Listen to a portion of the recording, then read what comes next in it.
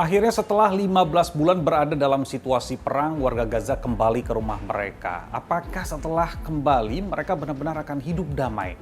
Bagaimana juga dengan keterlibatan AS yang justru meminta sejumlah negara Arab untuk menampung orang-orang Palestina? Kita bahas dalam diskusi. Di bawah teriknya matahari di lahan yang tandus, warga Palestina berjalan kaki melepas rindu kembali ke rumah mereka. Iya, 15 bulan sudah.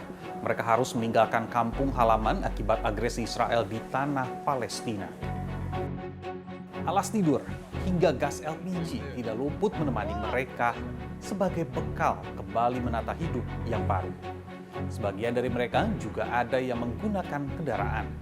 Tengah kegembiraan terbebas dari konflik berkepanjangan, ada rasa gelisah di lubuk hati. Apakah rumah masih berdiri? Sebagian besar rumah di wilayah Gaza Utara sudah tidak berbentuk, hanya menyisakan puing-puing bangunan. دارنا هدية الحمد لله كلها كوم رضن ولا أخذنا مصاري ولا واعي ولا حاجة كلها سبناها تحت الركن وهنا الحمد لله لنا الخيمة رجعنا الخيمة. هذا بيتكم. هاي بيتي. أربع طوابق. أربع طوابق مش مبينين. Apapun kondisinya, mereka sangat bersyukur dengan kondisi sekarang. ايش ما صار فينا الحمد لله. الله حي مع الغسة. واحنا ان شاء الله حنضلنا صامدين من هان ل1000 سنه. وغصب عن نتنياهو، وغصب عن ترامب، وغصب عن حكام العرب الخون، ان شاء الله حنضل صامدين في غزه.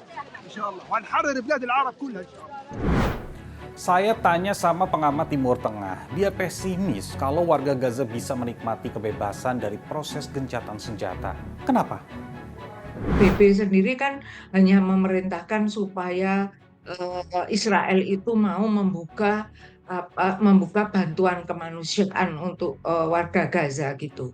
Bantuan yang di sini yang saya lihat hanya bantuan kemanusiaan itu terutama logistik ya, makanan sehari-hari, selimut, baju dan lain sebagainya. Bukan dalam rangka rekonstruksi Gaza atau memperbaiki Gaza kembali sehingga bangunan-bangunan itu bisa ditempat tinggali. Jadi ini yang kedua yang saya amati. Jadi saya tetap pesimis bahwa orang Gaza bisa segera menikmati kebebasannya setelah gencatan senjata ini. Kepulangan warga Gaza dilakukan setelah gencatan senjata Israel dan Hamas disetujui. Kesepakatannya mereka saling menukar sandera. Hingga saat ini ada 7 sandera Israel dan hampir 300 tahanan Palestina telah dibebaskan berdasarkan kesepakatan. Nah, sekarang lagi ramai soal pernyataan Donald Trump. Dia bilang kalau Mesir dan Yordania untuk menampung orang-orang Gaza. I'd like Egypt to take people and I'd like Jordan to take people. I mean, you're talking about probably 1.5 million people, and we just clean out that whole thing. It's over the centuries that's many conflicts inside. Pernyataan Trump tidak sejalan dengan Yordania. Mereka menolak rencana pemindahan seperti yang dilontarkan oleh Trump.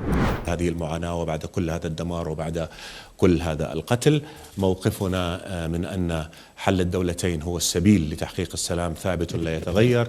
رفضنا للتهجير ثابت لا يتغير، وهذا ليس فقط موقف ثابت راسخ لا يمكن أن تحيد عنه المملكة، ولكنه أيضا ضرورة من أجل تحقيق الأمن والاستقرار والسلام الذي نريده جميعا.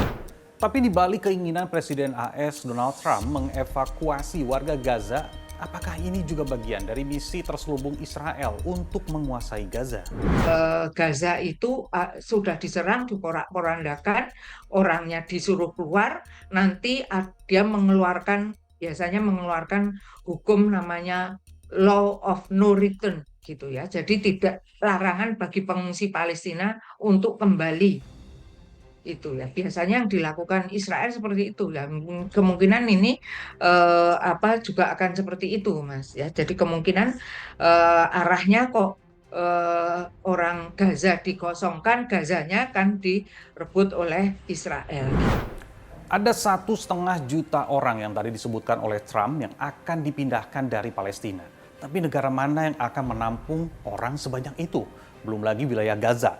Apakah akan direkonstruksi atau nasibnya sama seperti wilayah lain di Palestina yang akhirnya direbut oleh Israel? Senang bila biasa, kita lanjut di kolom komentar.